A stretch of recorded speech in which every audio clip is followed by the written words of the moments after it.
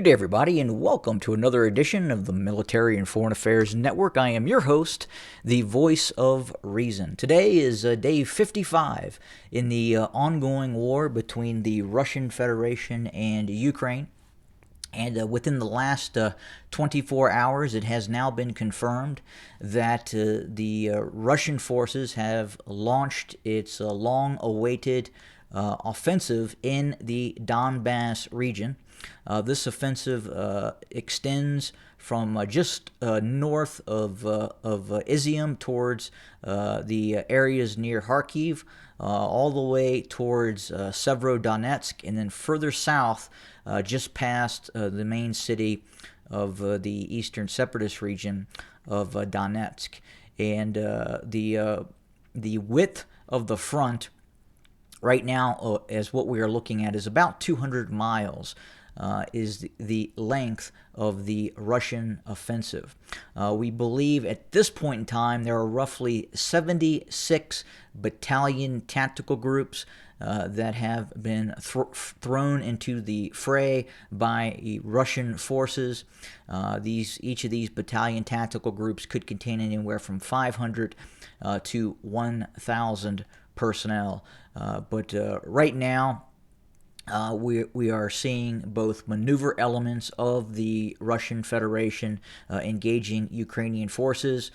We have seen some recent success by Russian forces to the east of Izium in the direction towards the town of Lyman.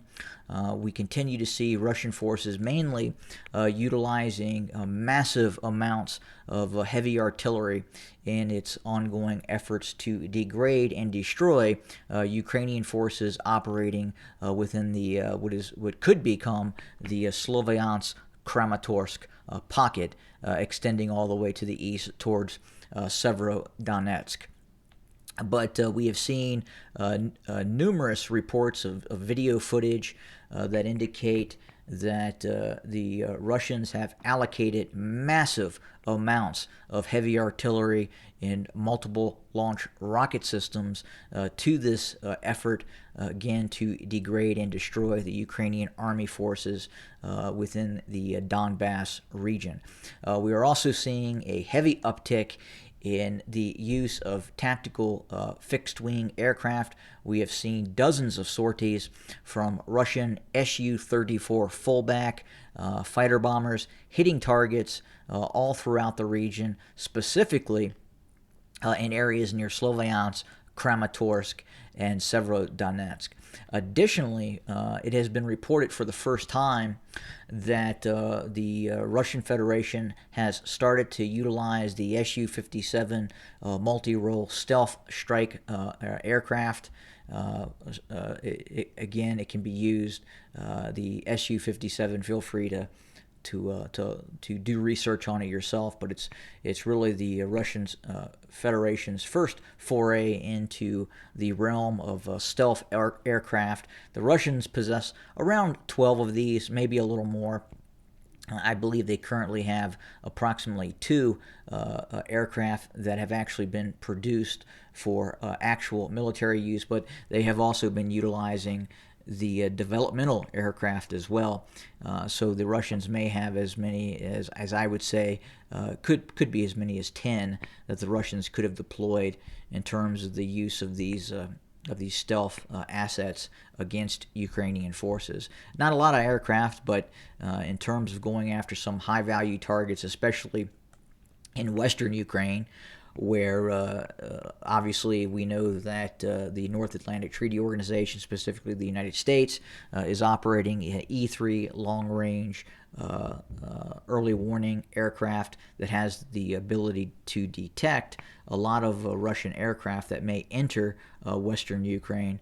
So it is possible that this Su-57 could negate some of those efforts by these early warning aircraft to detect that specific aircraft. But again, we just don't know if the U.S. is able to detect that aircraft and just how many sorties are being launched by said stealth aircraft of the Russian Federation. Most of the strikes that the Russians conduct, especially in western Ukraine, because of the air defense environment that exists in western Ukraine, is done by long-range cruise missiles, either Caliber cruise missiles launched from seaborne assets, or the use of the Kh-101 air-launched cruise missile system that the Russians mainly launch from airspace in Belarus or in Russia itself. So these, much like the U.S. Tomahawk, have incredibly extended range, where the standoff range is several hundred, if not up to 1,000 miles in some cases. But that is the methodology of the Russian tactic in terms of hitting targets in western Ukraine. Again, much of that is being done by cruise missile strikes. We have seen some shorter range precision guided assets being used by the Russians. But even in those cases, some of those aircraft are at risk of being shot down by both medium and long-range S-300 and Buk air defense systems that the Ukrainians deploy in fairly significant numbers. The Russians continue to try to degrade the air defense assets of the state of Ukraine, but there is still a fairly feisty air defense network that exists in especially the western part of Ukraine, and we've even seen it in the eastern parts of Ukraine near the city of Kharkiv, where the Russians try to avoid the use of a tactical aircraft, or they in the past they have been shot down while operating over Kharkiv, however you wish to pronounce it.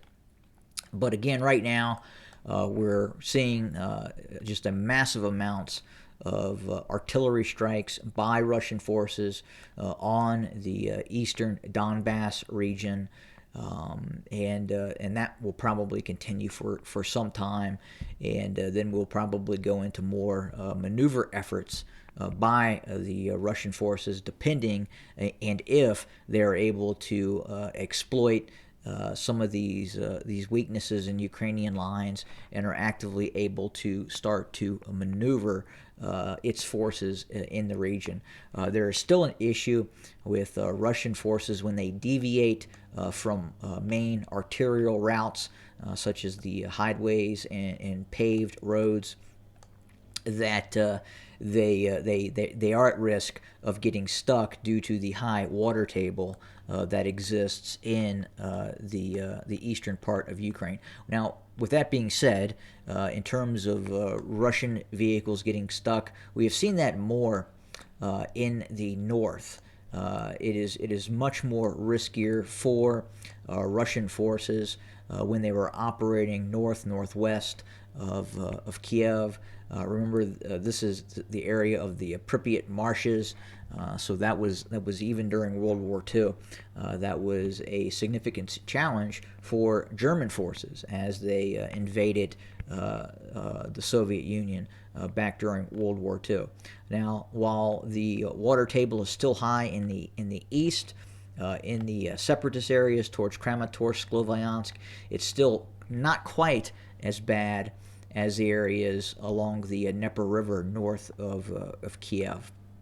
Now, with that being said, there is quite a bit of river obstacles that exist just even near Lyman and the main city of Severodonetsk, which is still being obviously contested by Ukrainian forces.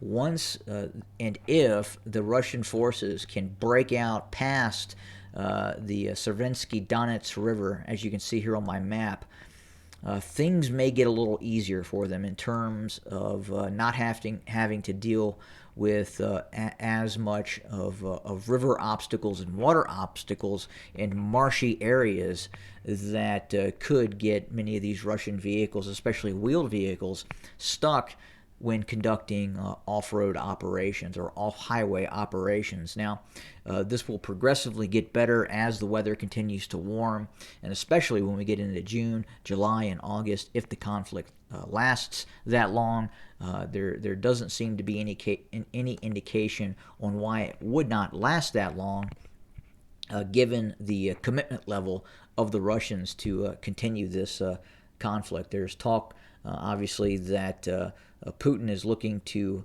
claim some sort of victory by May 9th. I would say that is a very aggressive timetable to achieve victory, given the tenacious resistance being provided by Ukrainian forces in this ongoing conflict. One other issue I wanted to talk about real quick before I sign off, and I've talked about this before, is that military analysts, especially in obviously Western media, are asking the question: is the Russian military incompetent, or is it the fact that the Russian military is facing a fairly competent military in the form of the Ukrainian military? And I think it's a mixture of both. I think the Russians obviously have challenges within the confines of its military, especially in terms of logistics. But at the same time, the Ukrainian military, since 2014, has become a very well prepared force. And I think just because Ukraine is not a NATO nation, and there has been a lot of compare and contrasting in terms of if Russian forces had gone up against a NATO nation, say, let's say the Baltics, that in fact they would be facing more of a military challenge and or setback. And I don't believe that's the case.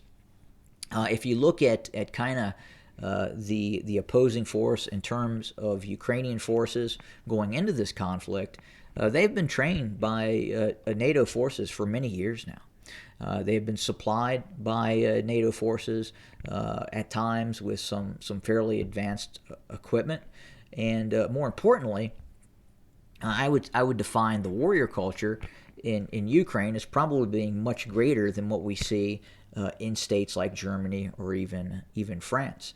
And with that being said, if you look at the ground forces, just in terms of the total ability of the state of Ukraine to marshal ground forces, that number, even prior to the start of hostilities, if you consider both National Guard, air mobile forces, and ground forces, exceeded 200,000 personnel. Okay, so the Ukrainian military had 200,000 army personnel, roughly, that it could operate as ground forces. On the other hand, if you look at Germany, Germany operates a ground force of roughly 60,000 men, and France right now, its modern ground forces is roughly 100,000 men. So if you take Germany and France together, it's about 160,000 personnel. So Ukrainian ground forces were actually greater in numbers than both the ground forces of Germany and France combined. And I understand completely that obviously the German Luftwaffe and the French Air Force is superior to the Ukrainian armed forces in terms of air power. But that being said, I don't believe the ground forces in terms of what the Ukrainians are able to deploy is that far off from some of these Western NATO nations such as Germany and France. Obviously, I don't want to get carried away in terms of the technology disparity that exists, but quantity has a quality all its own, and if you consider the German armed forces, where they probably have the ability to marshal just about 200 main battle tanks, whereas the Ukrainians upwards to 1,000 main battle tanks, right? At the same time, the German main battle tanks are probably of higher quality, or they are definitely of higher quality. Still, the Ukrainians do possess a quantity that is definitely greater than the German military and the French military combined. So, as we look at this conflict and we say, well, we have to reassess the capabilities of the Russian army because they're having challenges with the Ukrainian army, I would say hit the pause button.